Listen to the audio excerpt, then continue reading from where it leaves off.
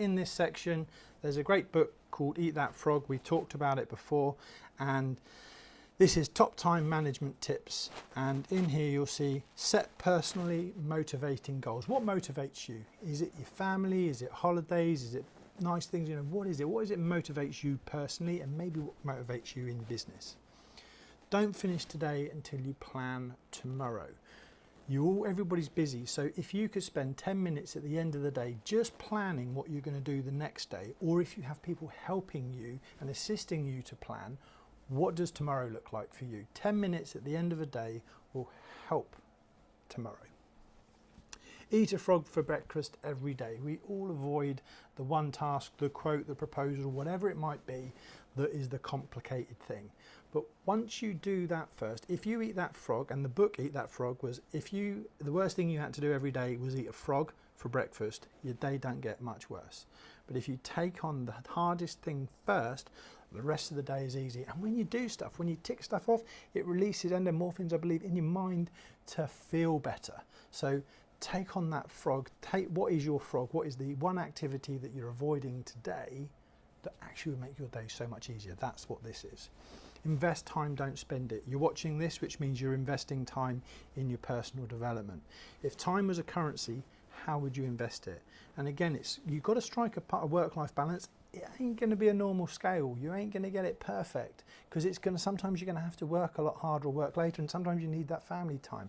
But no one put on their tombstone, I wish I worked an extra hour. But you know, think about how you're investing your time, and is it with the right people? Have agendas for all meetings. Now, this isn't always possible, but if you have an agenda for a meeting, you can actually keep it short, concise.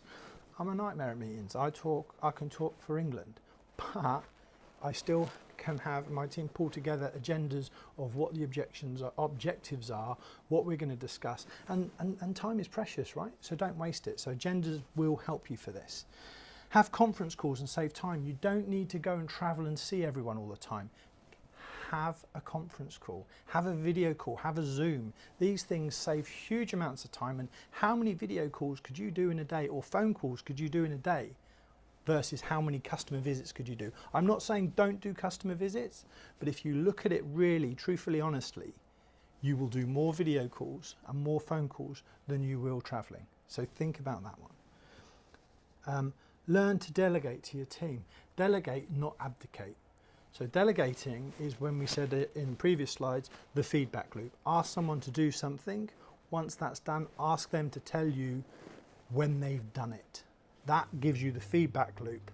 Okay, that's not an abdication going, well, I asked them to do it, I'm just assuming it's going to get done. Oh, it's not my fault because it wasn't done. And this might also be within your management teams. They might say, oh, well, I asked them to do it.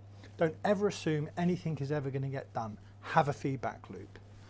And then in here, create a timetabled diary and stick to it. And we talked about that in the earlier section. Create a diary of key things in your business, that if you're going to have personal development time, when are you having it, at what time?